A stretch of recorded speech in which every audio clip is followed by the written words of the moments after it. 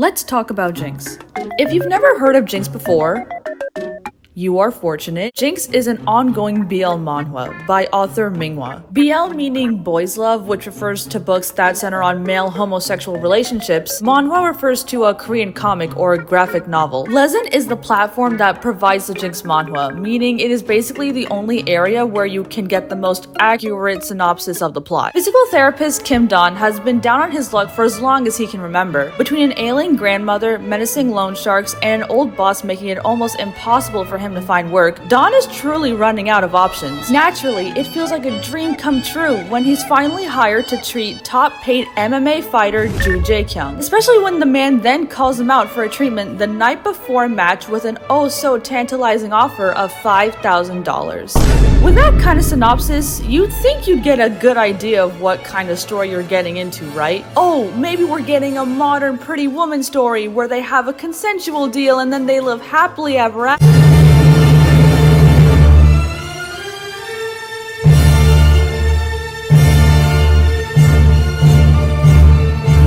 I am fully aware that there's a warning sign in terms of age, like it clearly says rated R, but not the fact that there is sexual violence, like no warning at all. The only clue you get of this violence is the provided hashtags underneath the definition that writes #rough. #rough. And half of what goes on in this manhwa is and it's very explicit, very detailed scenes. I decided to go and check on different social media platforms, and I've only seen 2 types of comments. Loved it, 10 out of 10. You make me so f***ing upset. Yeah, so we got the lovers and the haters. No in-betweens for those who read this. Here's what's really interesting. The main argument that pops up by people attempting to defend this comic is it's just fiction. Yes, Jinx is a piece of fiction. But guess what? The things that happen in Jinx are very much not. I couldn't help but wonder, why is the fandom of Jinx like this? What makes people look at this comic and think 10 out of 10? That's what we're about to find out. We'll dive into analyzing certain aspects of the main characters, Don and Jaekyung. With that, we'll see how the manhwa romanticizes sexual violence and how it succeeds to do so. Every time I come across as to why people turn a blind eye to behavior similar to Jaekyung, I see the same argument every time, which is he's hot. Unfortunately, the excuse of "but he's hot" is very much prevalent in many cases. Back in 2021, Cameron Herron was sentenced to jail for 24 years. On May 23, 2018, his drag racing struck and killed a mother at 24 and her baby at only 21 months old. When the trial occurred, many on TikTok demanded justice. For Cameron Herron. Yeah. The search "Cameron Herron shouldn't go to jail" was trending, and the search has over 71 million views. In other words, because this guy is cute. Oh, sorry. Too cute. He doesn't deserve jail time or to be seen as an actual criminal. He did in fact still get jail time, but many were unhappy about it. This is not uncommon in the criminal justice system. There are numerous examples of this, and it is a similar case with celebrities as well. Rick James, Karl Malone, Vince Neil, Charlie Sheen. These people get away with heinous crimes because of their pretty privilege and celebrity status. Just like Jaekyung, who is both an important celebrity in the manhwa and is relatively handsome. Jaekyung, aside from his good looks, is also a pro MMA fighter. Not only that, but he's also named the strongest man in the world. He's crazy famous and is very loved by the media inside Jinx. The purposeful cultivation of parasocial ties by fame culture gives the impression that people know someone even when they don't. Celebrity public personas are frequently designed to seem intimate, ranging from late-night talk programs to promotional events, red carpet interviews, and widely reported philanthropic endeavors. Whether if celebrities are truly as kind and hilarious as they seem doesn't matter, since the complex world of public relations makes sure that every action, gesture, and statement they make is used to create a brand around them. Moving on from celebrity status, studies have shown that those who are more attractive are generally more successful than those who are less attractive. Studies have been diverse in that they have looked at various criminal justice outcomes, used a variety of approaches, and analyzed vastly different samples. Though effect sizes could be modest, the results of this research generally point to that attractiveness plays in the criminal justice system. Attractiveness has a leaning leniency effect on the likelihood of being arrested and convicted. There's a greater sentence for the less appealing offender. On the other hand, a criminal sentence is lowered the more handsome they are. A minimum increase of 119.25% and a maximum increase of 304.88% are shown by the findings of this research. Physically attractive people are generally thought to be smarter, more socially adept, more endearing, more successful. Justice should be blind, and that's one of the tenets of the criminal justice system. Precautions have been taken to lessen the possibility of prejudice resulting from demographic factors including gender, class, and race. However, it doesn't seem like justice is blind when it comes to physical appearance. Physically attractive people are treated far more leniently than less attractive people in a variety of criminal justice outcomes, such as being arrested and found guilty. So to anyone who wants to be a criminal and get away with it, make sure you're hot and an insanely famous celebrity. We see an audience that doesn't grasp the true and cruel nature of Jaekyung and Jinx due to the victim in this situation, Dawn, not being seen as a real victim, or at least by the way MANHWA presents him. In chapter 2, Jaekyung asks Dawn to come over and do him a favor. The entire reason why the manhwa is titled Jinx, by the way, is because Jaekyung has this Jinx, go figure, where if he doesn't... Now hear me out now, where if he doesn't have sex the night before he has a boxing match, he doesn't end up winning it. So basically, Jaekyung asks Dawn to sleep with him so he can win his match the next day. And before you ask, no, we don't know how he finds this out yet. Dawn originally and clearly does not want to take Jaekyung's offer at all. He ends up, however, taking it due to Jaekyung offering him $5,000 to do so. Keep in mind that Dawn was in dire need of money. Not only was Dawn working 3 jobs at the time, he had very little money and had to pay for his grandmother's medical bills. Even before they do anything, Dawn looks for excuses not to, contemplating telling Jaekyung he doesn't want to after all.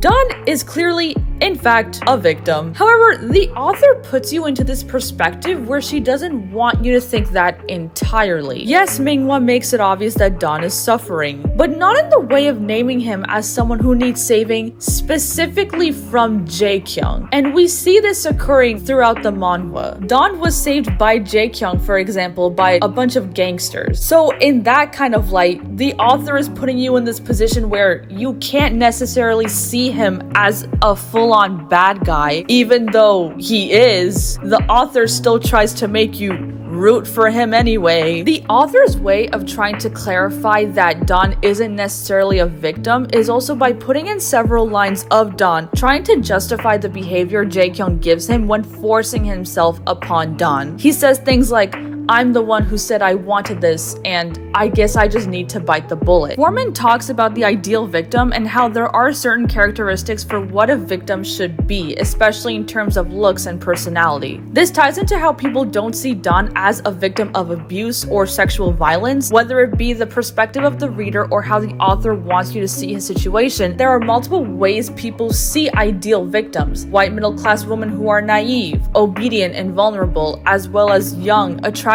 white virgins or mothers of small children.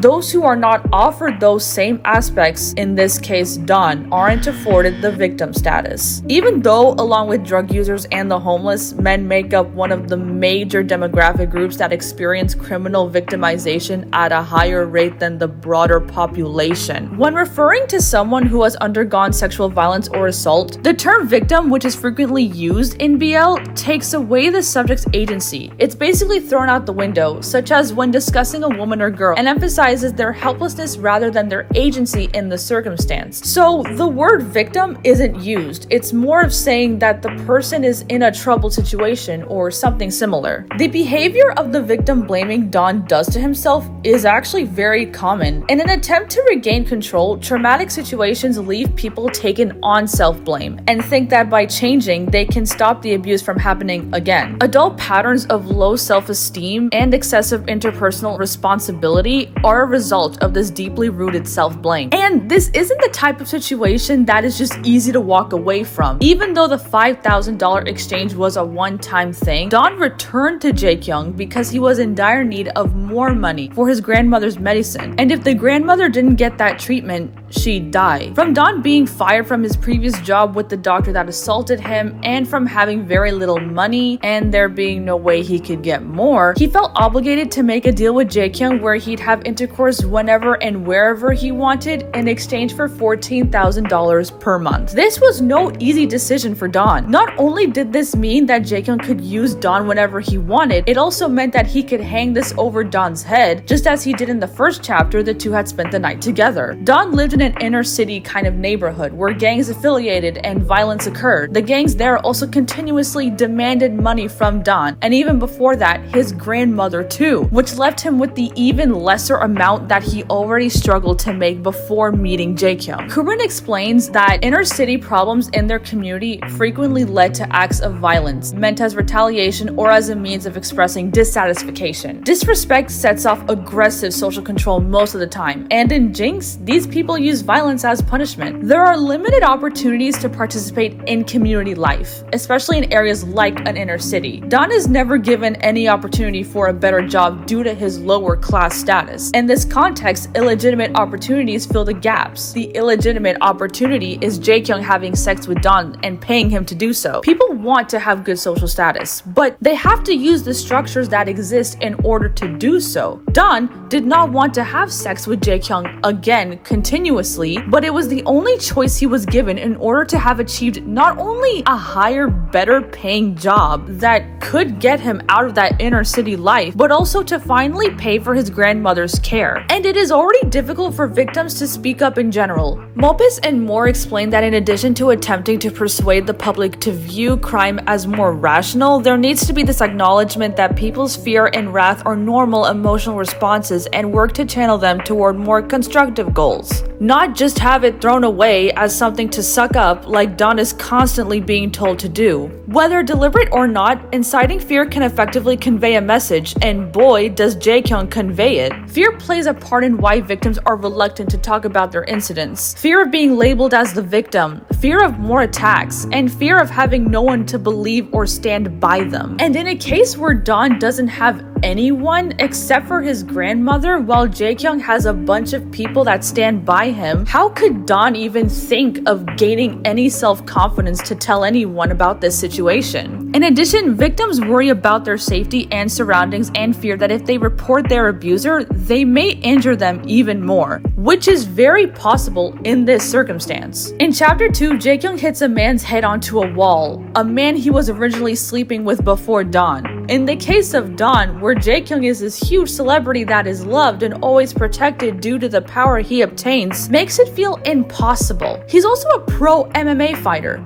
No, actually, the #1 pro MMA fighter, named the strongest man in the world.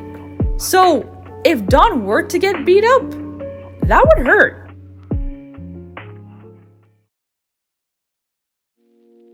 I looked into the way scholars have looked at sexual violence itself, along with the way it is dealt with by the criminal justice system. If anything, it has exacerbated inequality. Primarily in South Korea, this has happened in two ways, either by putting victims and offenders at a disadvantage because of their race or class, or by perpetuating the gendered logic that leads to sexual violence. In other words, if you're lower middle class or not a woman, you most likely won't be helped with your situation in South Korea. By portraying victimhood in light of the harm done to them and the force used against them, the gender hierarchy may be morally justified in safeguarding innocent and helpless femininity. In the case of homosexual relations, this topic is even trickier. But we'll get into that in the next chapter of this video. I looked into MANHWA's creator notes for Jinx, specifically from after the release of chapter 53, the latest chapter out right now. From what I can tell, she doesn't realize that she's been depicting sexual violence. She did a little written Q&A, and one of the questions regarded her favorite explicit scene. MANHWA's answer was just, I like all the sex scenes. It might seem crazy what I'm about to say. A part of the fandom does not comprehend the weight of this. This fan review, for example, state that the readers that say it has SA, sexual assault, are wrong and that there's no rape at all, that it was a deal that both the characters agreed to. Okay, but then what about chapters 3 and 4 where Don wanted to back out of the original $5,000 deal? Or later on when Jaekyung rapes Don at his workplace's shower when Don clearly says no, literally slapping him in the face to get him off of him. I won't go into too much detail, but there are many more scenes in this manhwa where Don doesn't want this. There's this one scene that I can't get this out of my head, and I have to talk about it. I have to mention it. So the 18+ stuff is happening, all right? And Don gets a phone call regarding his grandmother. You know, the one who's possibly dying, the one who's in the hospital that needed $10,000 worth of medicine to possibly recover? And you'd think Jaekyung would stop at least in the moment, right? Right? No, he doesn't stop. He doesn't stop! Let's dive into the concept of consent more specifically, shall we? The agreement to engage in sexual behavior is known as sexual consent. One should ask someone whether they want to have sex with them before engaging in sexual activity with them. One should ask someone whether they want to have sex with them before engaging in sexual activity with them. It's also crucial to be open and sincere with your partner about your desires. Consent is as easy as fries. Freely given, reversible, informed, enthusiastic, specific. So the fans' excuse of, oh, but Don made a deal with Jaekyung is not set in stone. Anybody at any time is free to alter their mind about what they want to do. Even in a case where Jaekyung or Don have done it previously, and when they're both in bed, naked. People should only engage in sexual activity that they desire to engage in, not that which they feel is required of them. It's not a given that Don has said yes to everything, like having sex. Just because he said yes at one point earlier, he has every right to back out. Something to keep in mind is that this isn't a North American comic, but a South Korean one, and that may actually be one of the most important aspects for this entire video. In Canada, all people, regardless of gender, are protected against sexual offenses. The sexual assault laws in Canada established a framework known as affirmative consent, which states that in order to avoid criminal consequences, consent must be expressed verbally or by behavior. Acquiescence or passivity do not count as consent. Unfortunately, this is a different case for South Korea. The country's rape laws cannot be applied in terms of same-sex accusations. The statute only recognized rape in cases where the female sex organ has been penetrated by the male sex organ. This implies that same-sex is not yet recognized by law in Korea. The legal terminology that promote a binary conception of sexual identity have undermined the political rights of Korean gays to equal protection under the law. Within the legal sphere of South Korea, violence against women by men is the only definition of sexual violence. This definition is too limited to cover only acts of sexual violence between people of the same sex, as well as those committed by women against men. Furthermore, under domestic abuse laws, homosexuals are not afforded the same protections as heterosexuals. A spouse in a common marriage is covered under Korea's special law on domestic violence. However, a domestic partner of the same sex is not regarded as a family member. Therefore, an assault case involving a same-sex partner is not covered by the law's aggravated assault clause. Now, the source where I found this information is from 2008. However, I did further research on the special law, and I have yet to see anything on it regarding male victims, especially homosexual victims. Prominent academics conducted a study on the effects of male rape and discovered that male survivors experienced long-term despair, anxiety, confusion about their sexuality, confusion about their masculinity, and grief following their attack. Men who had been in this situation reported feeling melancholy 97% of the time. In addition, almost 93% of males say they experience anxious feelings. We see this develop into Don's character, as after the first event of sexual violence he faced, he's laying in his room, curled up, ignoring phone calls. Throughout the manhwa, he also just hates his situation overall. And we know this because we see multiple instances of him thinking to himself all of these negative aspects. He literally tells himself how much he hates it, how sad he is by it, how much he doesn't want it. And like we dove into earlier on talking about Don being a victim, it can be challenging to seek professional assistance when the emotional anguish is linked to misconceptions and incomplete understandings about about male rape victims. In addition, compared to female victims of sexual assault, male victims have fewer services and face more shame. The official support networks for male victims are scarce. The institutions sustaining this rape culture are said to be supported by hegemonic discourses that legitimize sexual assault of women and perpetuate rape myths. These hegemonic discourses can contain a wide range of expressions, from a subdued "I can't wait" to disregarding a partner's vocal request to calm down or slow down. This is also present in the discourse found in BL comics. Additional instances from popular culture include claims like "she asked for it" or "it's her fault," which are also signs of victim blaming and acceptance of the rape myth. We see gendered threats occurring here, femininity being perceived as vulnerability and masculinity being seen as potentially dangerous. Durham explains that one of the defining characteristics of masculinity in culture is violence, and the media and other cultural institutions actively promote this link between violence and masculinity. In popular culture, gender violence is a well-known theme, particularly in genres aimed at teenage audiences. Mass media significantly contribute to the societal normalization of aggressive male sexuality by normalizing male aggression. Manhood is unquestionably portrayed in these types of dynamics and storylines as fundamentally violent, while their partner is viewed as being weak and obedient to a male partner. These allusions provide strong indicators for the entrant's female viewers on how to interpret these kinds of partnerships, in which one party is obviously more dominant while the other is a weaker partner. A practice known as hegemonic masculinity is one that supports men's dominating status in society, the subjugation of women and other marginalized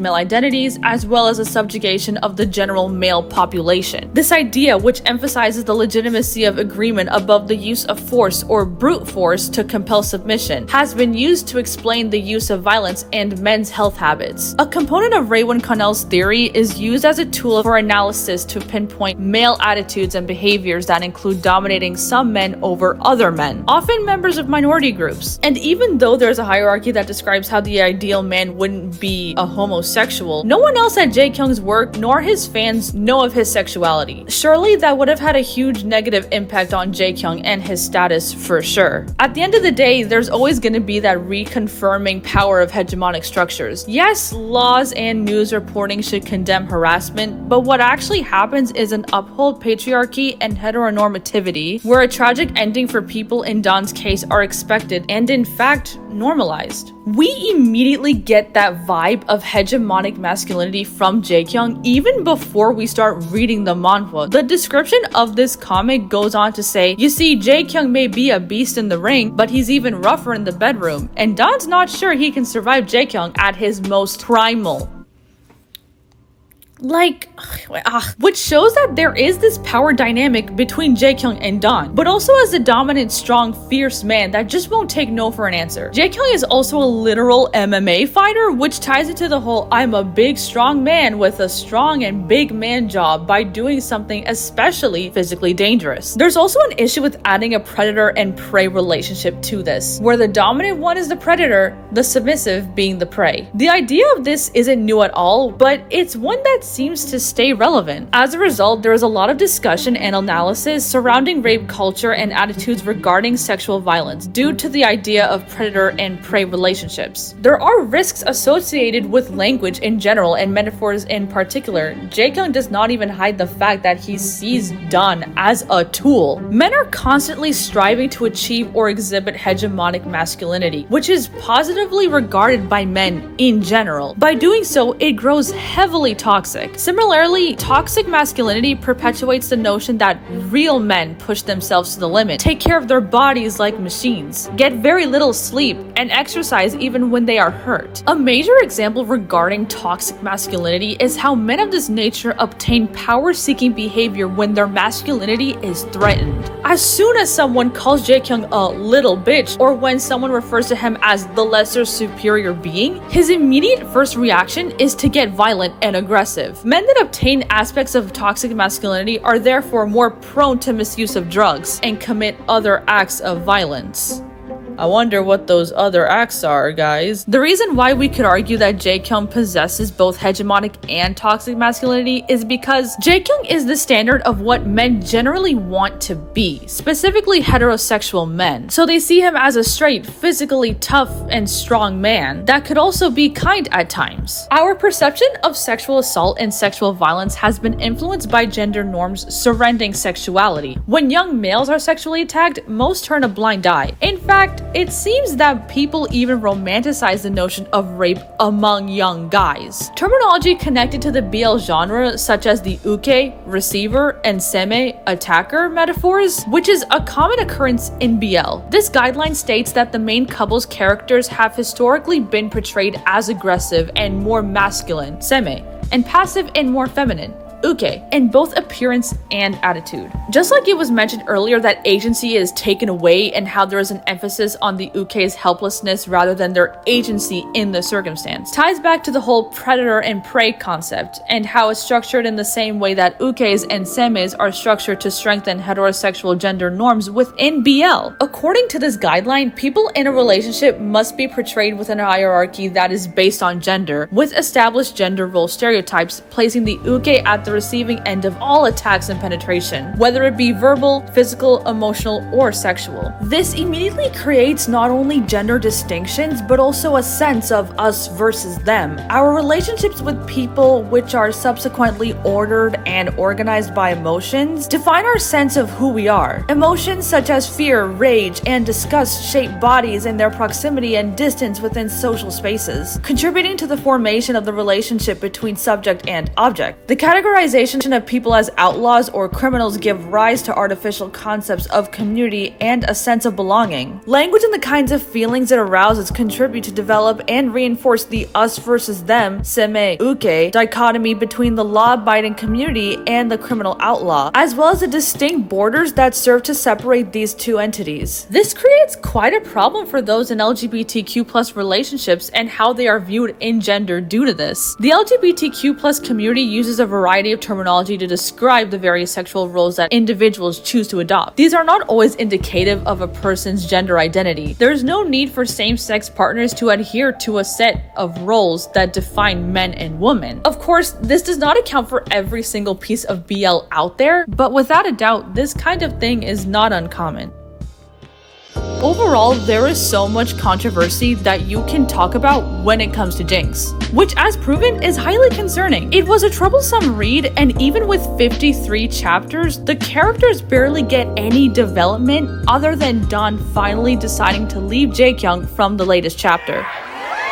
Oh, but Jaekyung listened to Dawn in that chapter when he gave it. You call that development? He literally continues to him after that anyway. You know the saying, 2 steps forward, 1 step back? In the case of Jinx, it's 1 step forward, 1,000 steps back. There are many that have done what Jaekyung has done in Jinx in real life. Former wrestlers like David Starr was accused of sexual assault by a former girlfriend of his. Numerous women accused Joe Ryan of sexual abuse. Bill Cosby, Trent Seven, Tyler Bate. Even in the case of Jinx, it is still a poor reason to disregard the events that occur in it solely because it is fiction. Most wouldn't condemn these accused wrestlers for the possibility of raping or sexually assaulting people in real life, yet you adore a character for doing it in a comic? If any of you are still thinking, so what, it's still fiction, have you not been listening? You're right, it is fiction. And believe it or not, that can make what happens in Jinx even more egregious. Fiction in general has the capacity to create irrational expectations about relationships and life. Sometimes getting too engrossed in fiction might keep us from attending to our obligations and goals in the real world. Phillips and Straubel explained that comics, like other works of fiction, provide its characters a different social reality to live in, one that can reflect society at large. Their influence goes beyond simple contemplation, as they offer readers a new way to explore the ethical and philosophical issues both symbolically and virtually. However, in the case of sexual violence in media being seen in the light as Jinx does, it may cause readers to become attracted to partners who exhibit harmful characteristics as a result of it. Furthermore, it conveys to victims of abuse that what is being done to them is pleasurable, and it conveys to perpetrators of abuse that their partner partners want them to do what they're doing and find it romantic and appropriate. Critics contend that darker themed books provide a safe space for people to explore taboo wants, and that writing about those emotions might help readers explore their guilty pleasures. However, disseminating media that romanticizes and exalts risky sexual interactions can cause those concepts to become accepted as the norm. Throughout history,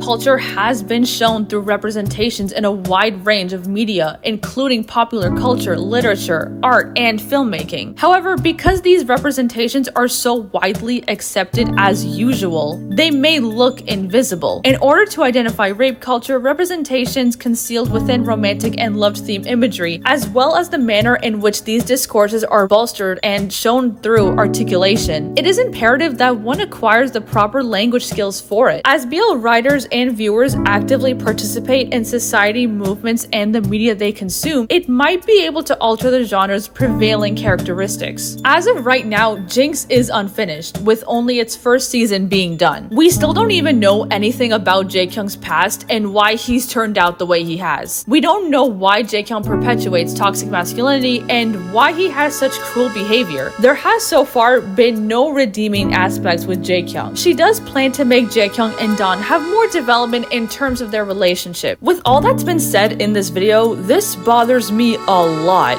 A huge part of the fandom is also just holding on for Jaekyung to finally stop his horrible behavior, the bare minimum, and to finally change. This way, the fandom would finally be able to say, oh, you guys complained, but he got better. But that will never excuse the behavior he has already done, whether he truly shows remorse or at least goes to jail for his crimes. Although that may be hopeful thinking in the way that this manhwa is heading. We don't know for sure if that means Jaekyung will grovel, and that would be great. But honestly, seeing him in jail would be much more preferable.